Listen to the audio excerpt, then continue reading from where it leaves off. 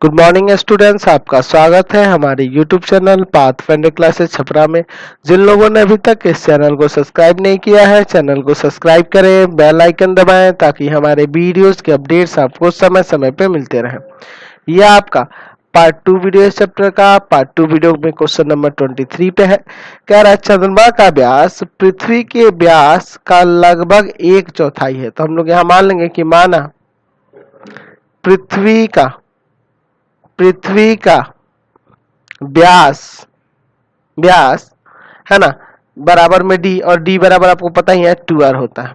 ठीक है, तो यहां से ये पता चल गया कि पृथ्वी की त्रिज्या क्या हो जाएगी, r होगी ना। पृथ्वी की त्रिज्या क्या है, r है। ठीक है, अच्छा क्या कह रहा है कि चंद्रमा का व्यास पृथ्वी के व्यास का लगभग 1/4 है।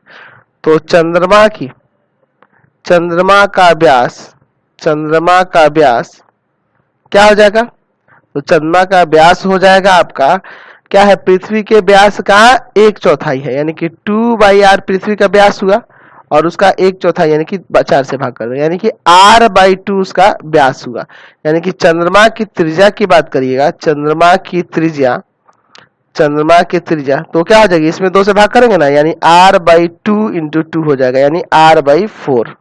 ठीक है, अब क्या कह रहा है कि चंद्रमा का आयतन और पृथ्वी के आयतन की कौन सी भिन्न है, मतलब वो कौन सा उसका भिन्न है, कौन सा भाग है। चंद्रमा का आयतन पृथ्वी के आयतन का कौन सा भिन्न है। अच्छा, चंद्रमा और पृथ्वी की बात करें तो दोनों गोले जैसे दिखेंगे ना। तो यहां से हम लोग पहले पृथ्वी का आयतन देख लेते हैं। पृथ्वी का आयतन, तो पृथ्वी के आयतन आपको पता है, गोले का आयतन क्या होता है, 4/3 पाई। अच्छा, इसकी त्रिज्या क्या है, r ही है, r3, 4/3 पाई r3। अब बात करते हैं चंद्रमा का आयतन, है ना। चंद्रमा का आयतन तो क्या होगा, 4/3 पाई, r की जगह पे क्या है, r/4 है ना। चलिए, r/4 का क्यूब। तो यहां से आप 4 का क्यूब क्या होगा, 64 ना हो जाएगा। यानी इसको ऐसे लिख सकते हैं, 1/64 गुना में 4/3 पाई r3। तो ये उसका कितना भिन्न देख रहा है, कितना भाग देख रहा है, तो ये 1/64वां भाग है। चंद्रमा का आयतन पृथ्वी के आयतन का कितना है, 1/64वां भाग है। समझ गए। चलिए क्वेश्चन नंबर देखते हैं 24। कह रहा है कि पीतल के 3 गोले हैं जिनकी त्रिज्या 3 सेंटीमीटर, 4 सेंटीमीटर और 5 सेंटीमीटर। इनको पिघलाकर एक बड़ा गोला बनाया गया और नए गोले की त्रिज्या निकालनी है। तो आपको बता दें, नए गोले का आयतन जो होगा ना, नए गोले का आयतन इनके तीनों के आयतन के योग के बराबर हो, क्योंकि उसी इन तीनों को ही पिघलाकर नया गोला बनाया जा रहा है ना। तो मान लीजिए पहले गोले की त्रिज्या r1 यानी कि 3 सेंटीमीटर, दूसरे की r2 मान लेते हैं 4 सेंटीमीटर और तीसरे की r3 मान लेते हैं 5 सेंटीमीटर। तो नए गोले का आयतन क्या होगा, 4/3 पाई r1 का क्यूब, मतलब कि 3 गोले है ना, 3 गोले है ना, उसमें से पहले गोले का आयतन हो गया। उसी तरह 4/3 पाई r2 का क्यूब, 4/3 पाई r3 का क्यूब। चलिए, अब आपको गोले का आयतन पता ही है, यहाँ भी इसको भी लिख दीजिए 4/3 पाई r3। तो यहाँ से नए गोले की त्रिज्या आ जाएगी। यहाँ से क्या कॉमन है, 4/3 पाई कॉमन है, r1 का क्यूब, r2 का क्यूब और r3 का क्यूब। चलिए, यहाँ से ये और ये काट दीजिए, r3 बराबर हो जाएगा कितना, 3 का क्यूब, 4 का क्यूब और 5 का क्यूब। सॉरी, क्यूब है यहाँ पे, 3 का क्यूब, 4 का क्यूब और 5 का क्यूब हो जाएगा। अच्छा, क्यूब कर देंगे और जोड़ देंगे इसको और फिर यहाँ से क्यूब रूट निकाल देंगे। चलिए, क्या आ जाएगा, r3 बराबर यहाँ से हो जाएगा 27, ये हो जाएगा 64 और ये हो जाएगा 125। चलिए, r3 इसको तीनों को जोड़ दीजिए, कितना आ जाएगा, 216 ना। चलिए, इसका क्यूब है तो यानी ये कितना का क्यूब रूट होता है, या ऐसे भी लिख सकते हैं कि r3 बराबर 6 सेंटीमीटर का क्यूब। 6, ये 6 का ही ना क्यूब होता है, यानी कि r बराबर आ गया 6 सेंटीमीटर, यानी कि नए गोले की त्रिज्या कितनी आ गई, 6 सेंटीमीटर आ गई। चलिए अगला क्वेश्चन देखते हैं हम लोग 26 नंबर। जो क्वेश्चन छोड़ रहे हैं ना, बहुत ही इजी क्वेश्चन है, इसलिए उसको छोड़ देना है। ठीक है, किसी में पृथ्वी क्षेत्रफल निकालना है, किसी में आयतन निकालना, तो ऐसा बहुत क्वेश्चन हम लोग पिछले पार्ट में देख चुके हैं। ठीक है, 8 सेंटीमीटर व्यास की एक अर्ध गोलाकार कटोरी पानी से पूर्णतः भरी है। अच्छा, पानी से भरा हुआ है अर्ध गोलाकार कटोरी है, यानी कि उसका व्यास यहाँ पे दिया है 8 सेंटीमीटर, तो त्रिज्या 4 सेंटीमीटर हो जाएगी ना। इसमें 4 सेंटीमीटर व्यास वाली एक कांच की ठोस गोली डाल दी जाती है, यानी कि उस कटोरी में 4 सेंटीमीटर व्यास वाली एक कांच की गोली जब डालिएगा तो उसमें का पानी बाहर निकलेगा, क्योंकि वो तो पानी से बाहर, पानी उसमें भरा हुआ है। तो बताएं कि पानी का कौन सा भाग बह जाएगा, इसके बारे में बताना है। चलिए तो हम यहाँ फिगर बना लेते हैं। पहले एक अर्धगोला ले लेते हैं। चलिए इसके लिए फिगर बनाते हैं अर्धगोला का। चलिए एक अर्धगोलाकार कटोरी ले ली है और एक कांच की ठोस गोली ले ली है, ठीक है। अब दोनों की त्रिज्याएं निकाल देते हैं। तो यहाँ लिखेंगे अर्ध गोले की त्रिज्या, अर्धगोले की त्रिज्या यानी कि R बराबर हो जाएगा 8/2 ना, 4 सेंटीमीटर, समझ गए ना। इसकी त्रिज्या कितनी आ गई, 4 सेंटीमीटर। अच्छा ये कांच की गोली ठोस गोली है, कांच की ठोस गोली की त्रिज्या, गोली की त्रिज्या, ठीक है। तो कांच की ठोस गोली की त्रिज्या है तो इसका नाम दूसरा लेना होगा। तो एक काम करिए ना, इसको R1 ले लीजिए और इसको R2 ले लीजिए, अच्छा रहेगा। तो हो जाएगा 4/2 सेंटीमीटर। काट देंगे 2 बार में, क्योंकि ये भी व्यास ही ना दिया है 2 सेंटीमीटर। इसकी त्रिज्या कितनी आ गई, 2 सेंटीमीटर। अब पूछ रहा है क्वेश्चन में कि बताइए पानी का कौन सा भाग बढ़ जाएगा जब इसको इसमें डाला जाएगा, यानी कि दोनों का आयतन निकालिएगा तो पता चल जाएगा। तो पहले लिखेंगे अर्ध गोले की त्रिज्या, अर्धगोले का आयतन, सॉरी अर्धगोले का आयतन 2/3 पाई R क्यूब। तो R1 है ना यहाँ त्रिज्या की जगह। चलिए तो 2/3, पाई को पाई ही रहने दीजिए, R1 का क्यूब यानी कि हो जाएगा 4 गुना 4 गुना 4, है ना। यानी कि यहां से आ जाएगा, ये कितना हो जाएगा, 4 चौका 16, 16 चौका 64 और 64 दूना 128/3 पाई सेंटीमीटर क्यूब हो जाएगा ना। उसी तरह ये कांच की गोली का आयतन निकाल लेते हैं।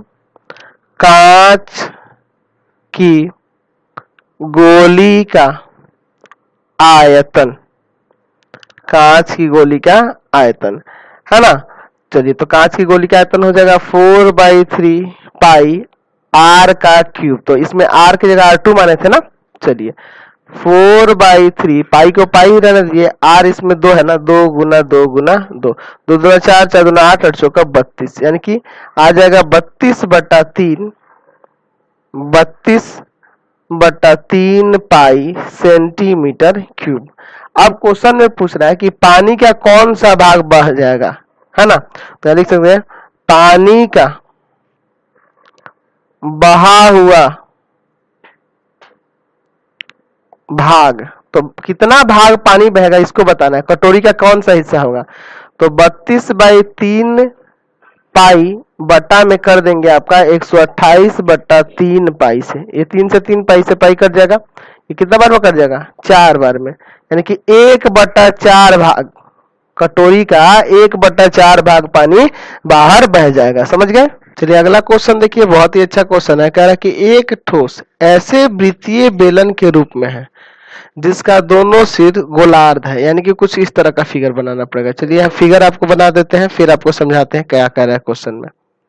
देखिए ये इस तरह का होगा, यहाँ पे बीच में बेलनाकार होगा और उस ऊपर दोनों सिरे से क्या होगा, वृत्ताकार लेना होगा, अर्धवृत्त लेना होगा इसमें। चलिए हम इसको अर्धवृत्त बना देते हैं, सॉरी इसको हटाना पड़ेगा, अर्धवृत्त लेना है ना ऊपर से दोनों सिरे पे। चलिए यानी कि कुछ इस तरह से, है ना, ये हो जाएगा। और नीचे से भी इसी तरह से, है ना, अर्धगोलाकार है इस तरह से।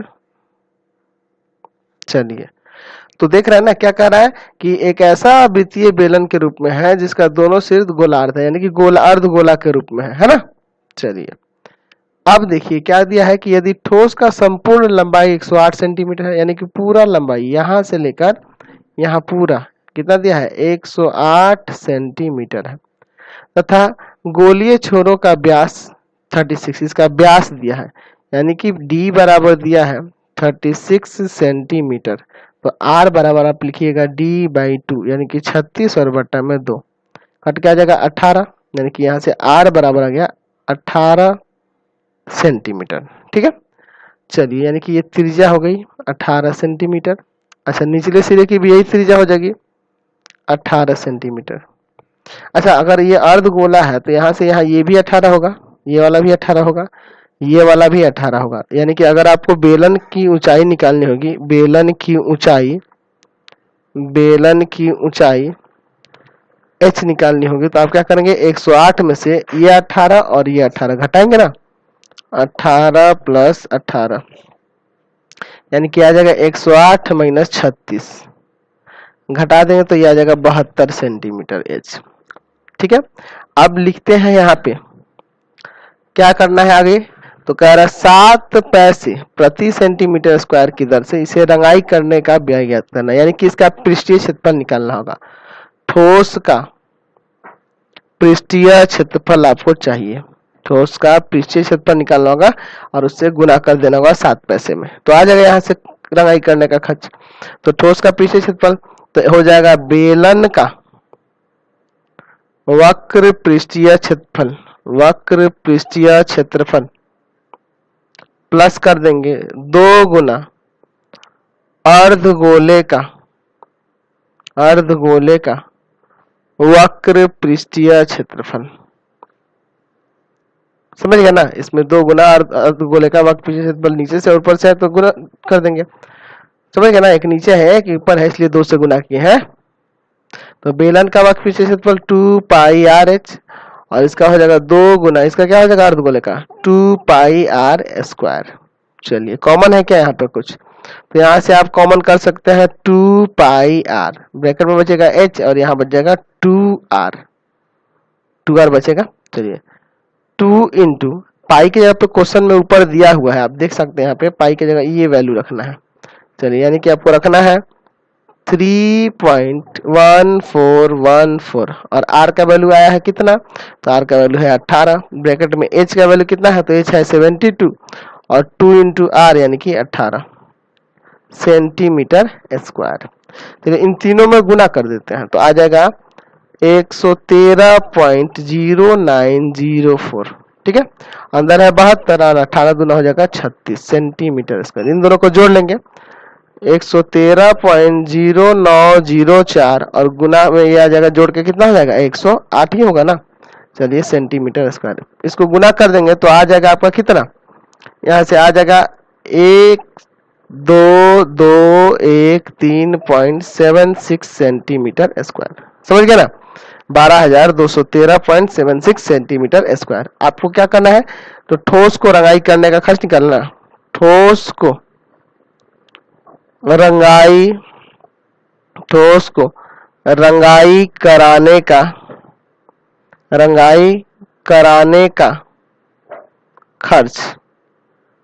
कराने का खर्च, तो जितना क्षेत्रफल आया है कितना आया है 12,213.76, इसमें गुना कर देंगे कितना से 7 पैसा से, यानी 0.07 रुपीज हो जाएगा।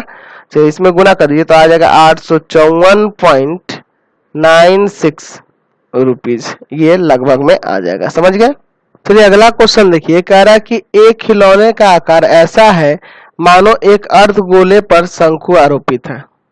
चलिए जैसे कि आप एक शंकु बना लीजिए और नीचे क्या है अर्धगोले के ऊपर वो आरोपित है, यानी कि कुछ इस तरह का फिगर है, देखिए इस तरह का, ठीक है इस तरह का है। अब क्या कह रहा है कि शंकु के आधार की त्रिज्या 3 सेंटीमीटर है, तो वही गोले की भी त्रिज्या हो जाएगी। अच्छा, शंकु की ऊंचाई 4 सेंटीमीटर है, तो खिलौने की पृष्ठीय क्षेत्रफल, तो सबसे पहले आपको इसकी त्रिज्यक ऊंचाई निकालनी होगी ना। चलिए तो यहां से लिखेंगे शंकु की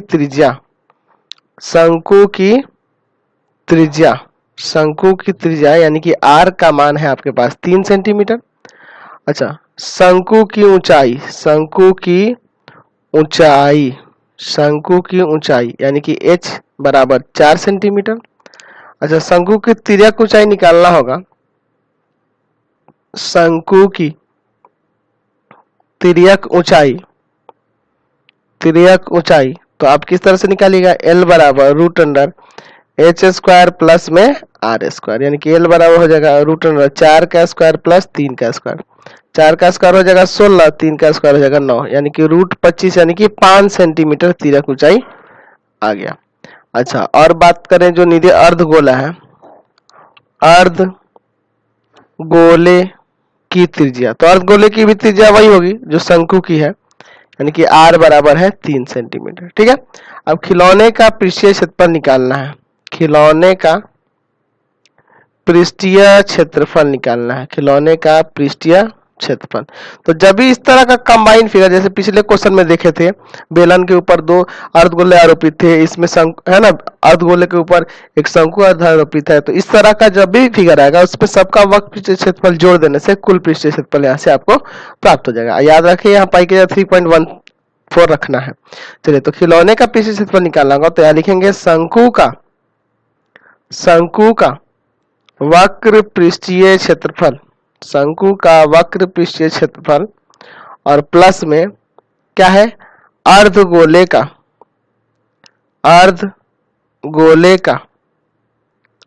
वक्र पृष्ठीय क्षेत्रफल, वक्र पृष्ठीय क्षेत्रफल।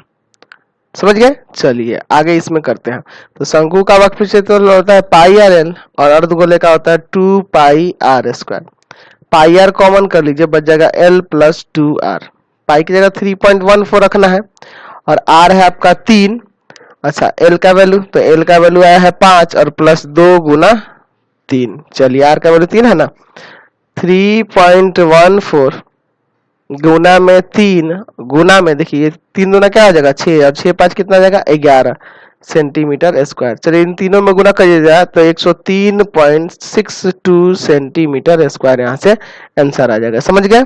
चलिए, ये 30 नंबर, 31 नंबर, 32 नंबर बहुत ही सिंपल क्वेश्चंस दिए गए। कह रहा 8 सेंटीमीटर त्रिज्या वाले एक गोले से 1 सेंटीमीटर त्रिज्या वाली कितनी गोलियां बनाई सकती है? आपको निकालनी है गोलियों की संख्या। शुरू में ही देख चुके हैं ना गोलियों की संख्या।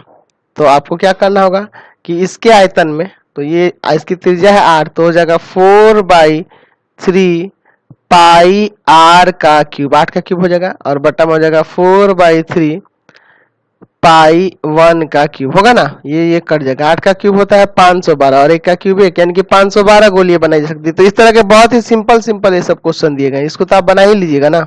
चलिए अगला क्वेश्चन देखते हैं 33 नंबर। कह रहा है 3 सेंटीमीटर त्रिज्या वाले एक ठोस गोले को पिघलाकर 0.2 सेंटीमीटर व्यास वाले एक तार बनाया गया है। कहने का मतलब कि गोले को पिघलाकर क्या किया गया है, तार बनाया जा रहा है। देखिए किस तरह का फिगर है, ये गोला हो गया, ठीक है, इसको पिघलाकर तार बनाया गया है, इस तरह से पतला तार बनाया गया है।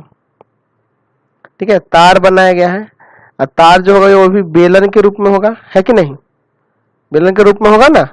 चलिए, तो इसी तार की लंबाई निकालिए। तो इस तार की लंबाई हम लोग कुछ भी मान सकते हैं, आप कुछ भी मान सकते हैं, एच भी मान लीजिए। चलिए, और इसकी त्रिज्या, तो व्यास दिया 0.2 सेंटीमीटर, इसका व्यास दिया है 0.2 सेंटीमीटर, और इस गोले की त्रिज्या दी है 3 सेंटीमीटर। कहना मतलब इस तार की लंबाई क्या होगी, तो दोनों का आयतन बराबर होगा ना।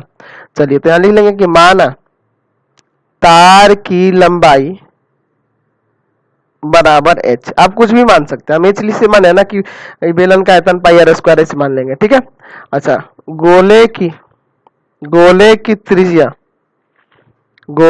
त्रिज्या यानी कि बड़ा r मान लेते हैं 3 सेंटीमीटर है।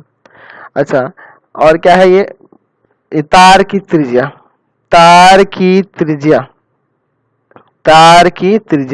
यानी कि r हो जाएगा 0.2/2, व्यास का आधा करेंगे ना, यानी ये आ जाएगा 0.1 सेंटीमीटर। चलिए ऐसे लिख देंगे कि तार का जो आयतन होगा वह किसके बराबर होगा, गोले के आयतन। तो ये कैसा गोला है ना, 3 सेंटीमीटर त्रिज्या वाला गोला है, तो ये लिख देते हैं गोले का आयतन। चलिए, तो तार का आयतन जो होगा, इसकी लंबाई h है और त्रिज्या r है, तो क्या हो जाएगा पाई r स्क्वायर h, यही ना होगा आयतन। चलिए, और गोले का आयतन क्या होगा, तो गोले का आयतन हो जाएगा यहाँ पे 4/3 पाई r क्यूब, इसकी त्रिज्या दूसरी है ना r है। चलिए, पाई से पाई यहाँ काट देते हैं, r स्मॉल r का वैल्यू दिया है 0.1 इंटू 0.1 और इंटू h और बराबर में होगा 4/3। ये बड़ा आर दिया है 3 गुना 3 गुना 3 हो जाएगा ना। चलिए यहाँ 3 से एक 3 काट देते हैं। एक काम करिए, यहाँ से पॉइंट हटाइए, तो ये भी 1/10 इंटू 1/10 इंटू h बराबर में हो जाएगा 4 तिया 12 12 तिया 36, यानी कि ये 2 गुना 10 है, यानी 100 जाकर उधर गुना करेगा तो h बराबर आ जाएगा 3600 सेंटीमीटर। चाहे तो मीटर में कर सकते हैं, 3600 में भाग कर देना होगा 100 से, मीटर में बदल जाएगा।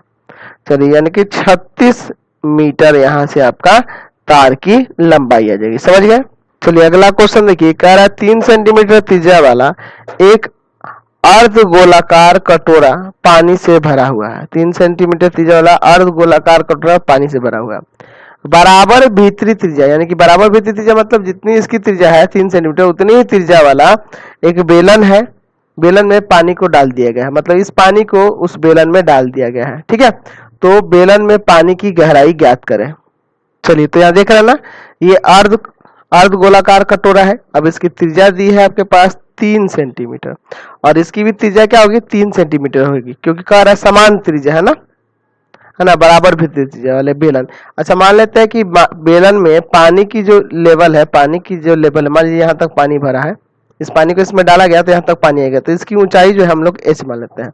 तो माना बेलन में पानी की गहराई या ऊंचाई कहिए, वो आपका क्या है h है। ठीक है, अब यहाँ आपको बता दें, जब ये पानी इसमें डाला जा रहा है तो इस पानी का आयतन इस अर्ध गोलाकार कटोरी के आयतन के बराबर होगा, क्योंकि ये तो पानी से पूरी तरह से भरा हुआ है ना। अच्छा, दोनों की त्रिज्या, यानी कि यहाँ अर्ध गोले की त्रिज्या और बेलन की त्रिज्या दोनों की तो समान ही ना है। अर्ध गोले की त्रिज्या कितनी है तो 3 सेंटीमीटर और बेलन की भी त्रिज्या वही है। बेलन की त्रिज्या भी क्या है आपके पास, बेलन की त्रिज्या यानी कि r, ये भी 3 सेंटीमीटर है। समझ गया। अब यहां से आपको पता चल गया कि पानी का जो आयतन होगा, पानी का आयतन वह किसके बराबर होगा, तो ये अर्ध गोले के आयतन, अर्ध गोलाकार जो कटोरी है ना उसके आयतन के बराबर होगा। तो अर्ध गोले के आयतन के बराबर। ठीक है, तो पानी का आयतन, तो पानी ये बेलनाकार बर्तन में डाला जा रहा है तो इसका हो जाएगा पाई r²h, और अर्ध गोले का आयतन क्या होगा तो उसका होगा 2/3 पाई r³। देखिए यहाँ से पाई काटिए और r² से यहाँ से r² हटा देंगे तो एक r यहाँ बच जाएगा, तो यहाँ h बराबर हो जाएगा 2/3, एक r बचेगा, तो एक r का तो वैल्यू 3 ही रख दीजिए ना। चलिए यहाँ से ये कट गया, यानी कि पानी की ऊंचाई सिंपल आ गई 2 सेंटीमीटर। समझ गए। चलते हैं अगले क्वेश्चन पे। क्वेश्चन नंबर देखते हैं आप 35 नंबर। देखिए बहुत ही अच्छा क्वेश्चन है। कह रहा है कि एक धात्विक शंकु 16.8 सेंटीमीटर ऊंचा तथा इसके आधार की त्रिज्या 4.2 सेंटीमीटर है। यदि इसे पिघलाकर एक गोले के रूप में ढाल दिया गया तो गोले की त्रिज्या निकालनी है। चलिए बहुत ही अच्छा क्वेश्चन, इसको देख लिया जाए। चलिए एक शंकु बना लेते हैं और एक ये आपका एक गोला बनाते हैं। 2 चीजें यहाँ पे हमको बनानी होगी। तो आपका शंकु तैयार हो गया। अब शंकु के आधार की त्रिज्या दी हुई है 4.2 सेंटीमीटर और इसकी ऊंचाई जो दी हुई है वो कितनी है 16.8 सेंटीमीटर। ठीक है, और दूसरा क्या है तो इसको पिघलाकर हमें पिघलाकर गोला बनाना है। ठीक है, पिघलाकर गोला बनाना है, तो इस गोले की त्रिज्या निकालनी है। ठीक है, तो हम लोग मान लेंगे इस गोले की त्रिज्या कुछ। ठीक है, मान लेते हैं इस गोले की त्रिज्या r है, बड़ा R से मान लेते हैं। माना गोले की त्रिज्या बराबर है r। ठीक है, अब लिखते हैं शंकु की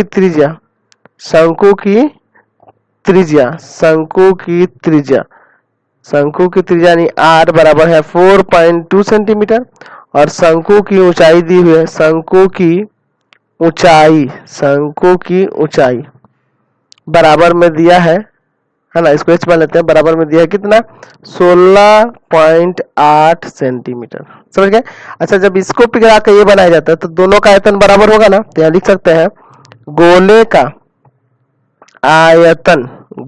का आयतन बराबर शंकु का आयतन।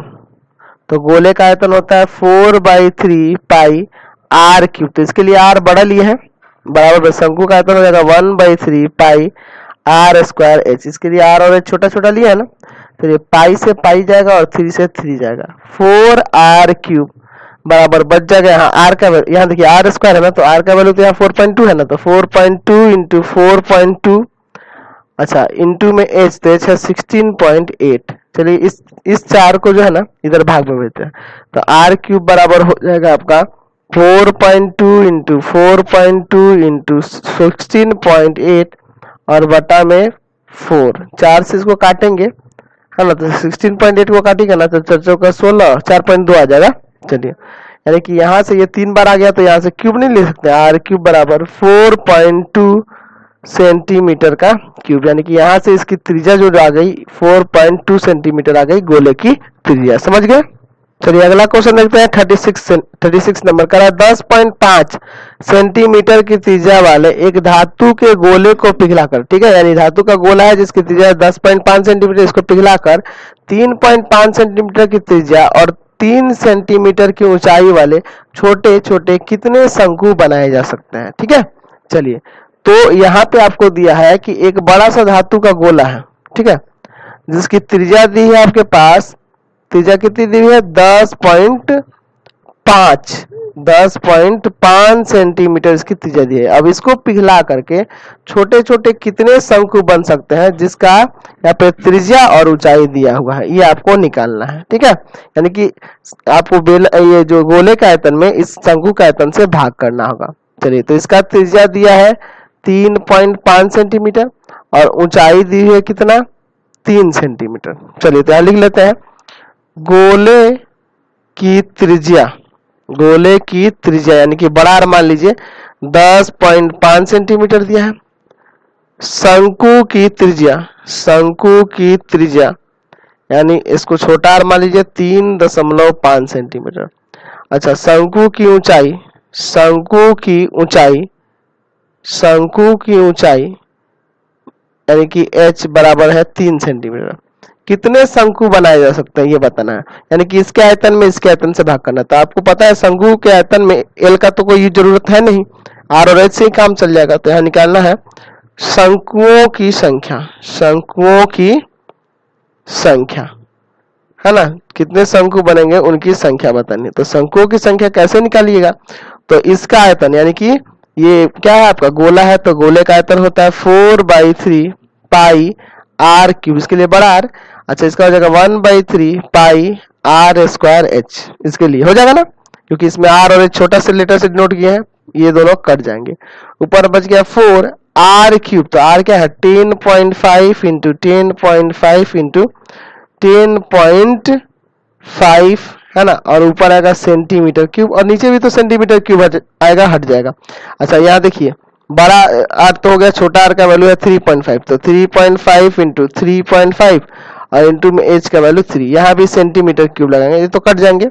चलिए यहाँ काटते हैं, ये कटेगा 3 बार में, यहाँ से भी ये कटेगा 3 बार में और एक 3 से 3 गया, 4 3 12 और 12 में 10.5 से इंटू कर दीजिएगा तो आ जाएगा 126 शंकुओं की संख्या आ जाएगी, समझ गया।